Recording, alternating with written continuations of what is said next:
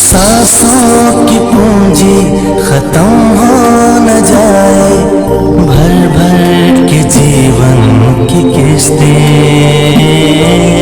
रिश्ते रिश्ते ऐसे निभाते रिश्ते। नमस्कार, मैं संजय सिन्हा। अभी जो कहानी आपको सुनाने जा रहा हूँ, उस कहानी का नाम है शल्य चिकित्सा। महाभारत में कर्ण और अर्जुन बराबर के योद्धा थे, कोई किसी से 19 नहीं था। लेकिन कर्ण युद्ध में अर्जुन के हाथों मात खा गए। जानते हैं क्यों? सारथी की वजह से। महाभारत की हर कथा संजय सिन्हा ने मां से सुनी है। उसकी हर कहानी को उन्होंने आत्मसात किया है, उसे उन्होंने जीवन के पाठ की तरह समझा है कि सारथी कृष्ण की तरह होना चाहिए, शल्य की तरह नहीं। शल्य के बारे में आप जानते हैं कि वो पांडवों के मामा थे, लेकिन युद्ध कौरवों की ओर से लड़ रहे थे। वो कर्ण के सारथी थे। सारथी ही संजय सिन्हा की आज की कहानी के हीरो हैं। अर्जुन जब युद्ध भूमि पर युद्ध से विमुख हो गए थे, तो उनके सारथी कृष्ण ने उन्हें ज्ञान दिया था, हौसला बढ़ाया था, हौसला बढ़ाने वाली कहानियां सुनाई थी। पर कर्ण के सारथी शल्य उसी समय अपने योद्धा का हौसला पस्त कर रहे थे, उनका मनोबल तोड़ रहे थे। वो कर्ण को ऐसी ऐसी कहानियां सुना रहे थे जिनसे उनका दिल बैठ जाए। वो कह रहे थे कि तुम क्या लड़ोगे कर्ण, अर्जुन के आगे तुम्हारे बाण तो कुछ भी नहीं। जब कृष्ण अर्जुन को जीवन का ज्ञान दे रहे थे, कर्म की महत्ता समझा रहे थे, तब शल्य कर्ण को कौवा और हंस की कहानी सुना रहे थे कि कौवा जो राजा के जूठन पर पलता था, हंसों से अपनी तुलना करने लगा था।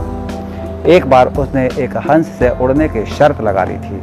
हंस कौवा के साथ उड़ने के लिए तैयार हो गया था। मुकाबला शुरू हुआ और कौवा बीच समंदर में हांफते हांफते गिर गया।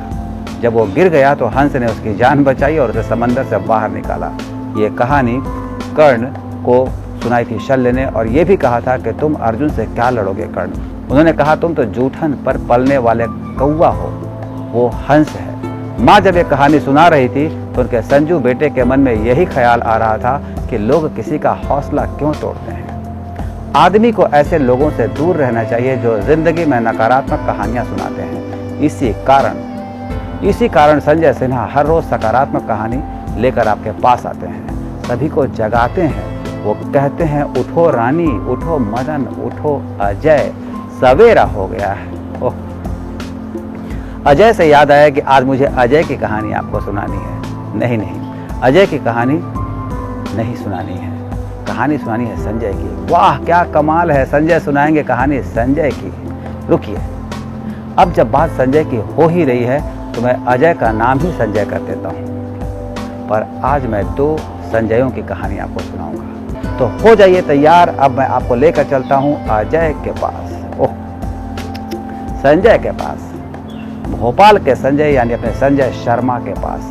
आज मैं एक राज खोलने जा रहा हूँ। हमारे इस संजय का नाम पहले अजय था, अजय शर्मा।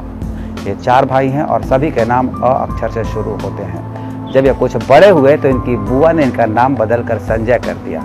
कहा ये अजय नहीं संजय है, और अजय हो गए संजय। संजय शर्मा घूमने फिरने के शौकीन व्यक्ति हैं, गाने के शौकीन हैं, खेती के शौकीन हैं।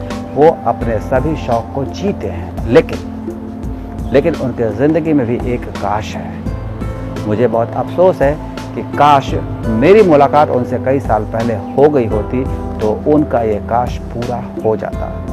संजय शर्मा खुद कहते हैं हमारा सपना भी यही था कि पत्रकार बनूंगा, लेकिन मध्यम वर्ग, समझौता एक्सप्रेस और फिर पिताजी से 17 साल की उम्र में खर्चा लेने से मना कर देना कि अब खुद कमाऊंगा। फिर झंझावात और संघर्ष। बहुत कम शब्दों में संजय शर्मा ने अपने काश को उकेर कर मेरे सामने रख दिया। मैं दिल से कहता हूँ संजय शर्मा अगर पत्रकार बने होते तो बहुत ही शानदार पत्रकार होते। उनकी लेखनी पर माँ सरस्वती की कृपा है। पर वही काश, यही काश एक और संजय की जिंदगी से जुड़ा है।